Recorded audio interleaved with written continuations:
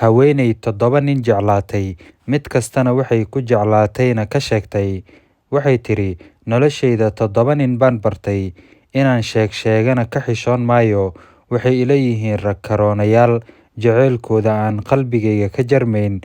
Mid kastana wuxuu leeyahay qiso iyo maxabbo u gaar ah, inaan ka sheekeeyo aanan ka daalin. Kan koowaad waa kii aan indhaha ku kala qaaday araggiisa. Markii aan dherabta ku jiray ee la i dhalay, isagaa i xambaari jiray oo xabadka igu qaadi jiray, dhabankana iga dhunkan jiray.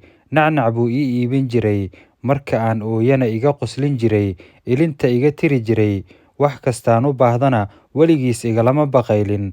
Waa waalidkay, waa aabbahay, waa tusaalaha aan ku daydo, waana jacaylkaygii koowaad.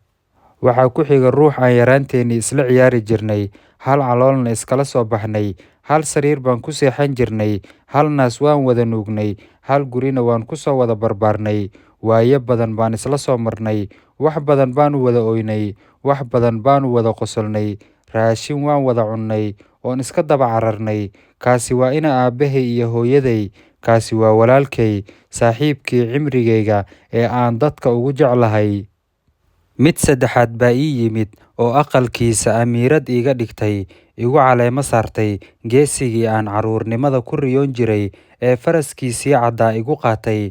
Waa wiilka iyo geesiga aanu kalgacal iyo naxariis ku midownay.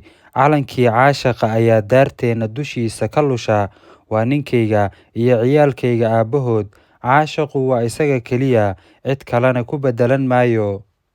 Mid afaraad oon imaanshihiisa sugi la'aa, caloosha aan 9 bilood ku siday, culays iyo culaab aan ku qaaday. Kolkii aan umulay aan urursaday, naaska ku duway oo nuujiyey, koriyey oo koolkooliyey. Kaasi waa gabanka aan dhalay ee beerkayga ka soo go'ay.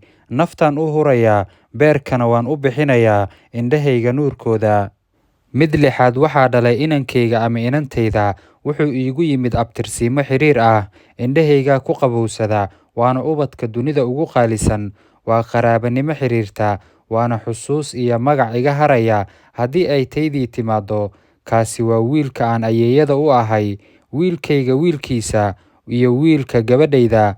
Waxay ii tahay ciise iyo sharaf marka isaga wax la iga weydiiyo.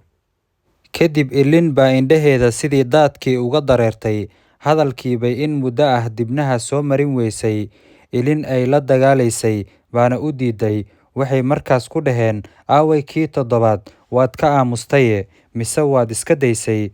Waxay tiri, Allaan ka magan galay inaan kaas daayo, waayo waa midka kashka iga deggan, balse afkii ayaa kari waayey. Dadka oo dhan isagaan ugu daba dhigay, si aan carabkayga dhadhankiisa malabka ah u darduurto. Waa 7 kan ugu fadliga badan, weligayna ma aanan arag. Waaba kan dadka oo dhan ugu khayr iyo qurux badan. Waan jeclahay, jacaylkiisa eed iguma ahan, maxaa yeelay Eebbe ayaa sharfe oo jeclaaday. Sidee baanan u jeclayn? Waaba kii dadkii lunsanaa ay dartii ku hanuuneen. Kaasi waa xabiibkayga Muxamed sallallahu calayhi wasallam, nebiyada kurtood kii ugu khayrka badnaa. Waxaanan rajaynayaa inuu Alle ila kulansiiyo oon kooxdiisa ku biiro, ayay hadalkii ku soo gabagabaysay. Ku saliya nabiga, naxariis iyo nabadgelyo dushiisa Allaha ka yeele.